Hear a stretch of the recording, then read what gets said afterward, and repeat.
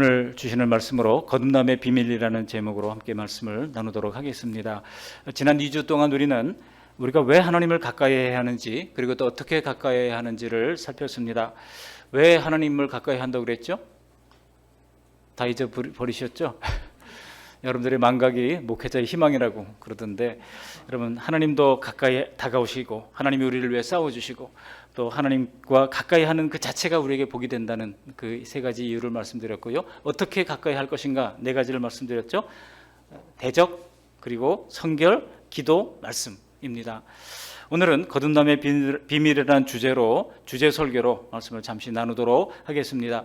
예수님은 니고데모에게 한밤중에 예수님이 있을 때 니고데모가 예수님을 찾아왔잖아요. 요한복음 3장에 보시면 니고데모에게 예수님이 말씀하셨습니다. 요한복음 3장 3절에 사람이 거듭나지 아니하면 하나님의 나라를 볼 수 없다 말씀하니까 니고데모가 질문합니다.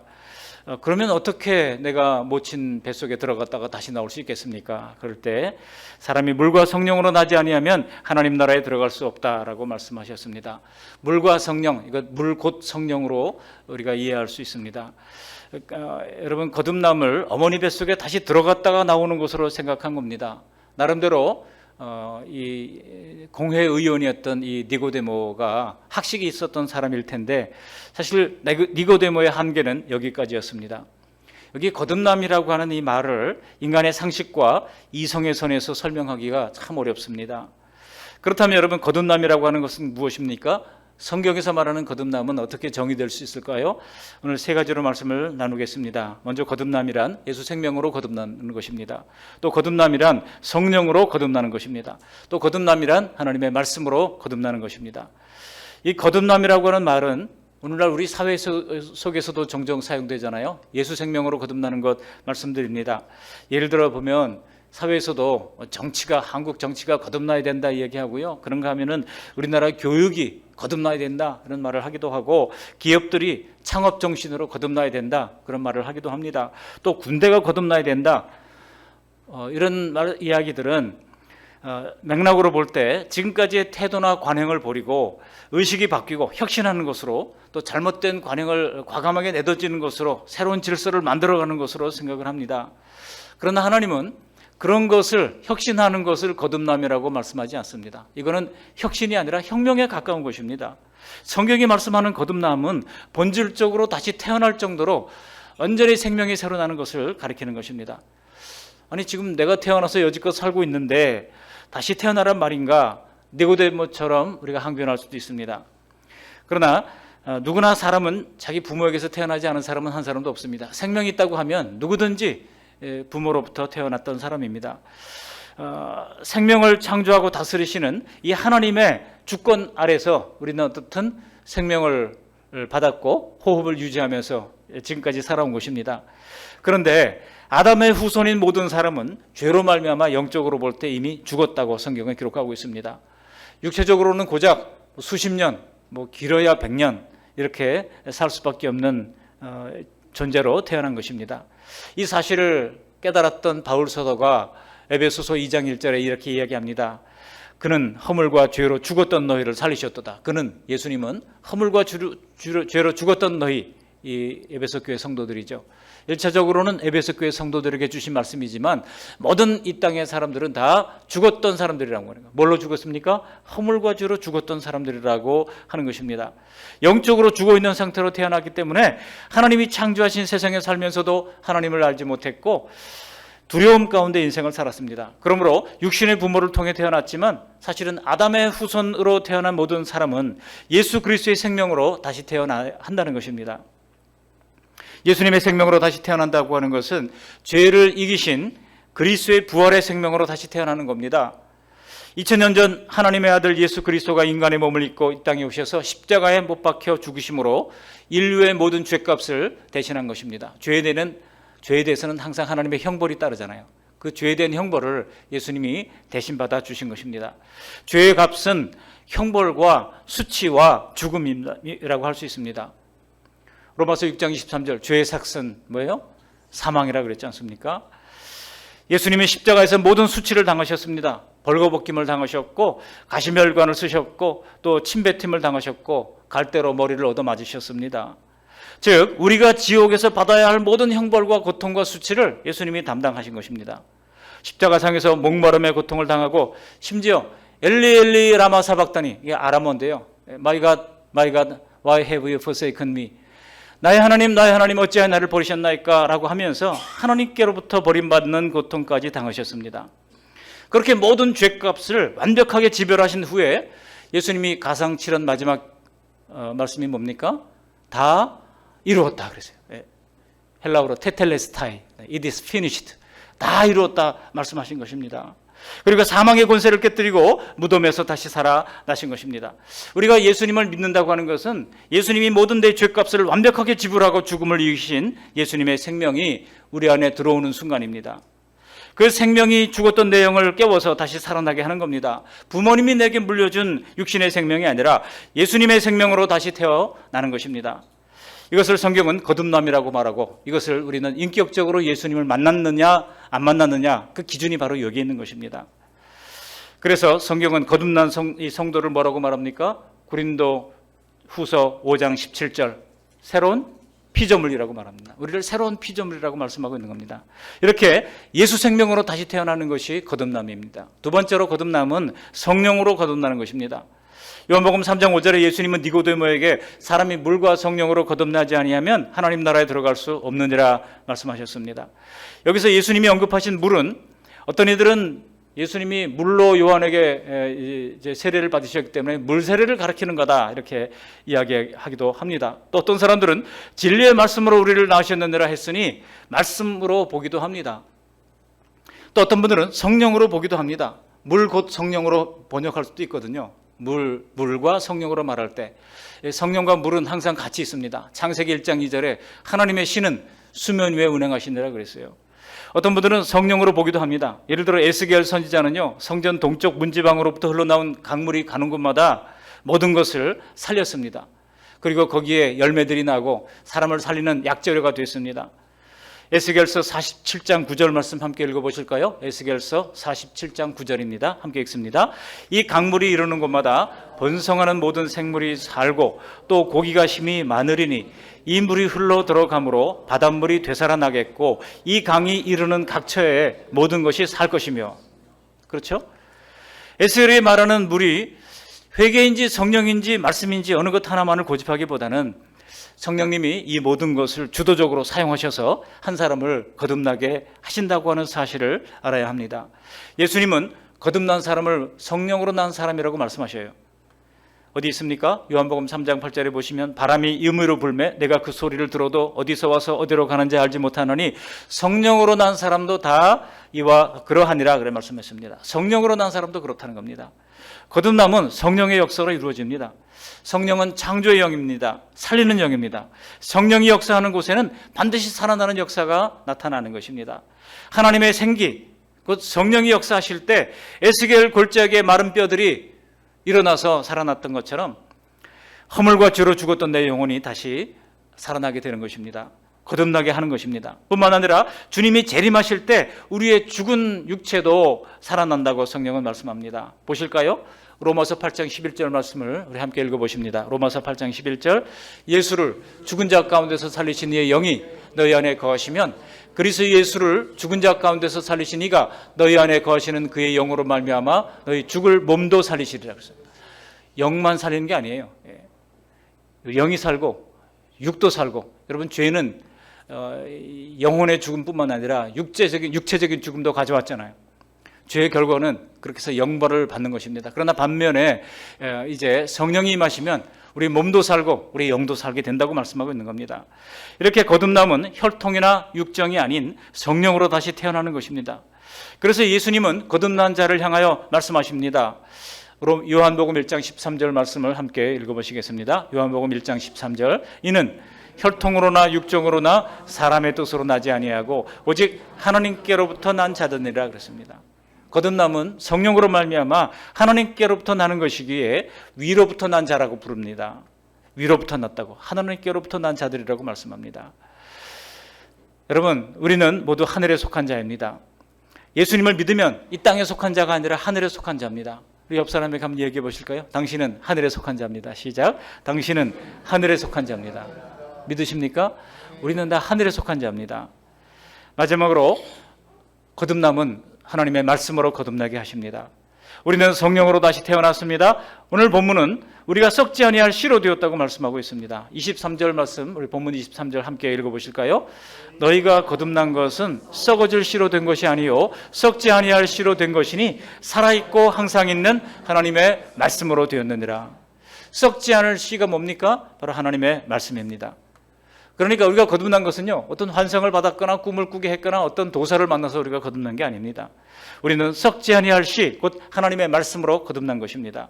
하나님의 말씀의 특징은 두 가지가 있는데요, 살아있다는 것과 항상 있다는 거예요. 여기 23절 하반절에 그랬죠? 살아있고 항상 있는 하나님의 말씀이라고 얘기하고 있습니다. 먼저 하나님의 말씀은 살아있습니다. 말씀 그 자체에 하나님의 생명이 있다는 뜻입니다. 우리 가을에 9월 달부터 우리 청년 아카데미를 이제 6주간에 걸쳐서 진행을 할 텐데요. 우리 춘천 성시와 더불어서 우리 춘천의 교회 우리 청년들을 과거의 12주 과정으로 이제 그 뭡니까 우리 SLTC라고 그래가지고 스몰 그룹 트레이닝 훈련 이런 것들을 했던 적이 있습니다. 그런데 그 훈련에서 훈련받은 친구들이 지금 보니까 다 동부교회, 중앙감리교회, 아까 내가 춘천시의 모든 교회 다 중직이 돼 있더라고요. 다 권사도 되고 또 집사도 되고 안수집사도 되고 아직 장로까지 된 친구들은 없는 것 같은데 그러니까 이 사실이 참 너무나 중요하구나 해서 이번에 다시 시작을 하는데 제가 맡은 이번에는 그냥 필요한 강좌만 열도록 했는데요. 제가 맡은 말씀이 바로 이 베드로전서 1장 23절로 25절입니다. 그래서 말씀은 힘이 있다 라는 제목으로 말씀을 전하려고 준비하고 있습니다. 말씀은 힘이 있습니다. 말씀 자체에 생명이 있기 때문입니다. 히브리서 4장 12절 말씀 보실까요? 히브리서 4장 12절입니다. 시작. 하나님의 말씀은 살아있고 활력이 있어 좌우의 어떤 검보다도 예리하여 혼과 영과 및 관절과 골수를 찔러 쪼개기까지 하며 또 마음의 생각과 뜻을 판단하느니. 하나님의 말씀은 오늘도 살아서 역사합니다. 생명이 있습니다. 이는 하나님이 살아계시기 때문입니다. 하나님의 말씀은 좌우의 날이 선 어떤 검보다도 예리하게 내 심령을 찌릅니다. 그래서 통회하고 자복하게 만듭니다. 또 생명의 말씀이 선포되면 죽은 영혼들이 살아나고 묶였던 것들이 풀어지는 역사가 일어나는 것입니다. 악한 영들은 한 길로 왔다가 7길로 떠나가고 병든 자들이 일어나고 또 말씀을 사모하며 들을 때 심령이 뜨거워지고 숨은 죄가 드러나고 하나님의 능력에 사로잡혀 회개의 역사가 일어나게 되는 것입니다. 그래서 예수님도 내가 너희에게 이른 말은 영이요 생명이라 요한복음 6장 63절에 말씀하신 바 있습니다. 하나님의 말씀은 살아있는 것입니다. 두 번째로 하나님의 말씀은요 항상 있습니다. 항상 있는 하나님의 말씀으로 되었느니라 그랬잖아요. 하나님의 말씀은 살아있을 뿐만 아니라 항상 있습니다. 말씀은 영이시기에 시간과 공간을 초월합니다. 매임을 당하지도 않습니다. 그래서 바울 사도도 디모데 후서 2장 9절에 하나님의 말씀은 매이지 아니하니라 그랬어요. 하나님의 말씀은 매이지 아니하니라. 여러분 육체를 가진 우리는 늘 매입니다. 이 땅을 살아가는 동안 뭘 먹어야죠. 또 살아갈 집도 필요하죠. 이동할 수 있는 자동차도 필요하죠. 항상 매이는 것이 많아요. 재정 문제에 매이고 환경 문제에 매이고 질병에 매이고 관계에서의 껄끄럼 때문에 쓴뿌리에 매이는 경우들이 많습니다. 그러나 하나님의 말씀은 영이시기 때문에 매이지 않고 항상 살아있습니다. 내가 성공했을 때뿐만이 아니라 실패한 그 순간에도 하나님의 말씀이 나를 불러일으켜 세워주시는 것입니다. 오랜 시간 질병 가운데 있을 때에도 썩어지지 않은 하늘의 소망을 가지게 하는 것입니다. 제가 어떤 분의 기도를 보면서 참 감동이 됐는데요. 질고로 고통을 겪는 분인데 그 병마 속에서도 싸우면서 내게 이런 질병을 주신 것을 감사합니다. 이 질병 속에 새겨진 하나님의 은혜가 큽니다. 내가 이 질병이 아니었더라면 내가 얼마나 더 하나님 앞에 가까이 나아갈 수 있었을까요? 이 질병 때문에 나는 날마다 하나님 앞에 고백하고 기도하고 간구했습니다.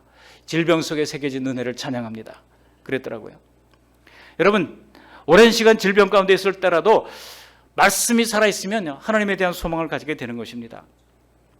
또 갇혀있는 곳에 있다 할지라도 말씀 안에 있을 때 참된 자유를 누리게 하는 것입니다. 사람들이 나를 배신하고 떠나갈 때라 할지라도 하나님의 말씀은 항상 나와 함께 하면서 다시 일어나 도전하라고 격려하고 세워주시는 겁니다. 내 영혼이 육체의 장막을 벗고 이 땅을 떠나는 인생의 마지막 순간에도 내가 세상 끝날까지 너희와 항상 함께 하시리라 그랬어요. 놀라운 하나님의 약속 아닙니까? 세상 끝날까지 내가 너희와 항상 함께 하시리라. 마태복음 28장 20절 말씀의 약속입니다. 이 약속의 말씀을 우리가 날마다 받으면서 기억하시면서 내 안에 살아 역사하시는 하나님을 찬양할 수 있기를 바랍니다.